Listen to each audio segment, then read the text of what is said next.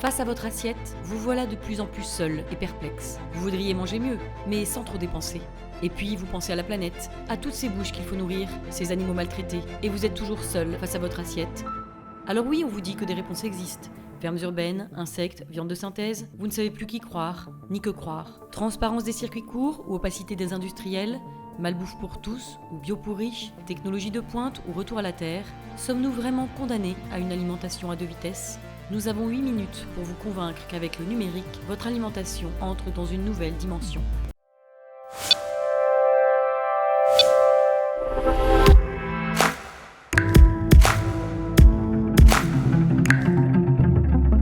You've been hearing and reading reports that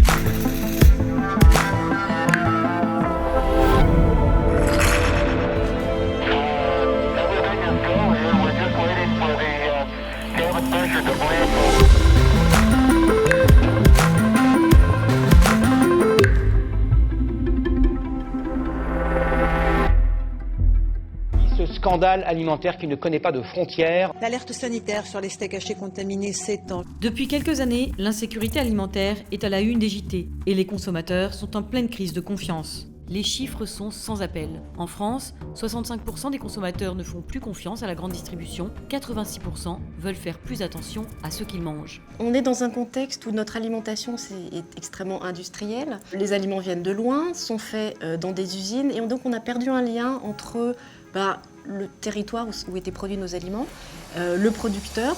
Quand s'ajoute à ça un autre phénomène, la prise de conscience environnementale. Notre maison brûle.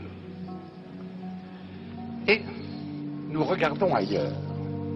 You all come to us young people for hope. How dare you?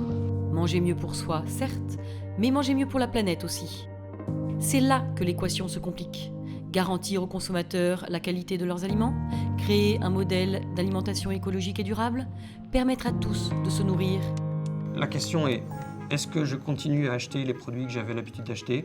Est-ce que obligatoirement je dois aller acheter un produit bio parce qu'a priori il est un petit peu plus sain ? Est-ce que je dois acheter un produit local parce que je peux rencontrer le producteur ? Est-ce que je dois acheter une marque nationale parce que c'est une gage de qualité ? Plus personne aujourd'hui ne sait. Et quand on prend en plus l'impact environnemental que ça peut contenir, on est perdu. Et si le numérique venait au secours de notre assiette ? Il me semble que l'on est à un moment de transition où on avait un modèle alimentaire extrêmement industriel dont il faut souligner quand même qu'il a permis de nourrir l'ensemble de la population française, ce qui n'était pas le cas au sortir de la Seconde Guerre mondiale. Donc un modèle agroalimentaire qui s'est développé, qui est à bout de souffle, qui doit changer et les outils numériques, que ce soit dans le domaine de la production, de l'agriculture ou du côté des consommateurs et de la consommation, ça apporte vraiment de nouveaux leviers pour faire émerger de nouvelles pratiques de consommation qui soient plus favorables à la santé ou qui soient également plus favorables aux dimensions environnementales de l'alimentation. Depuis quelques années, le numérique est déjà dans le pré. Drones, robots, capteurs envahissent les champs. Info météo ou qualité des sols. Optimiser les ressources, préserver la terre, protéger les animaux et garantir la qualité.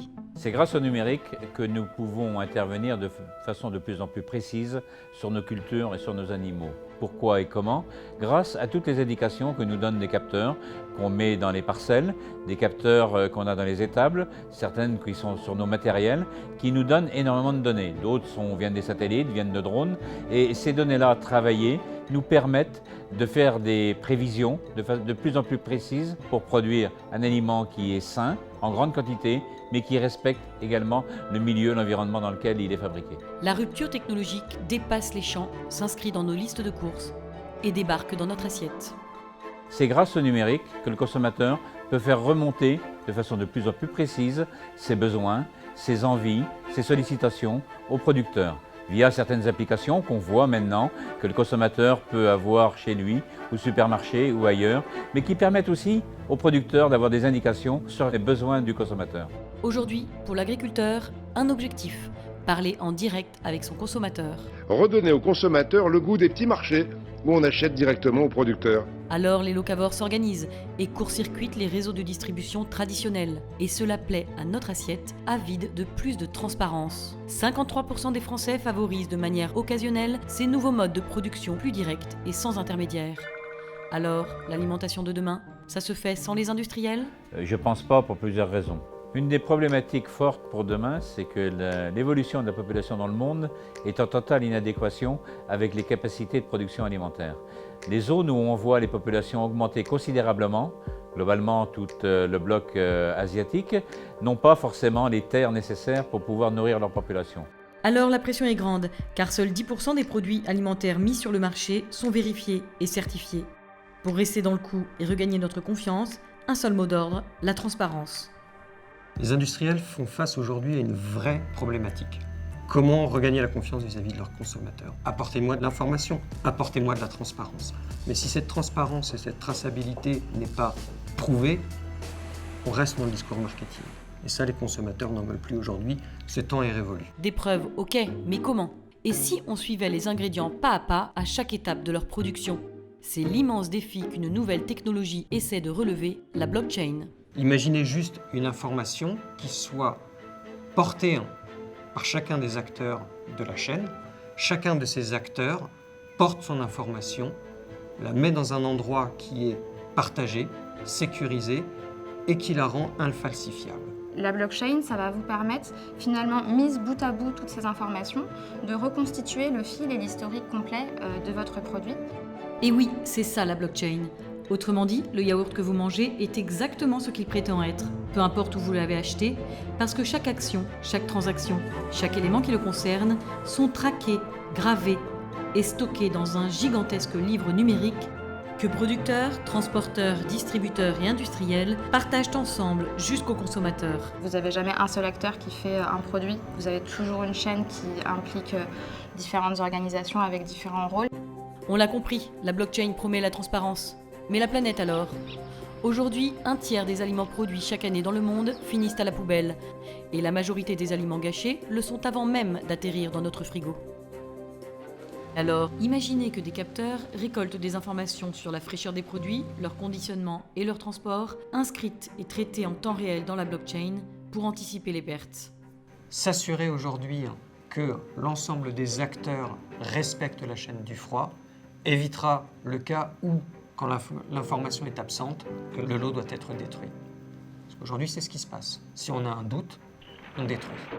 Donc la blockchain, c'est plus de sécurité, moins de gâchis, mais aussi redonner au travail des producteurs sa juste valeur et aux consommateurs son droit de regard sur ce qu'il achète. Ne pensez-vous pas qu'il serait intéressant de savoir, quand on achète un produit, la part qui revient effectivement au producteur? Alors en 2050, fini la solitude face à notre assiette? Je pense qu'aujourd'hui, les technologies vont permettre de retrouver cette proximité, cette confiance entre celui qui produit et celui qui consomme.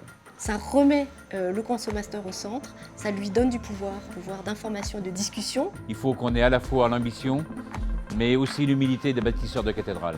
L'ambition, c'est d'être à l'origine de quelque chose de grand, qui va transformer l'agriculture, qui va transformer l'alimentation, mais aussi l'humilité de penser que ceux qui poseront les premières pierres, peut-être nous, ne mettront pas le coq sur le haut du clocher, parce qu'il faudra des années.